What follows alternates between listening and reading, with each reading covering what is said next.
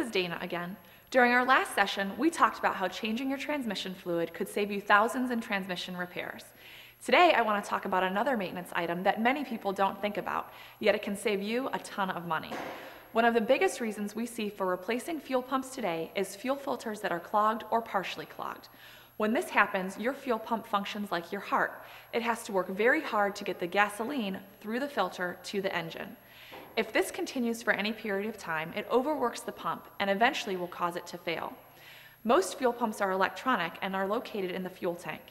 In many cases, this repair can cost hundreds or even over $1,000, not to mention a possible tow and/or loss of a vehicle for a day or two.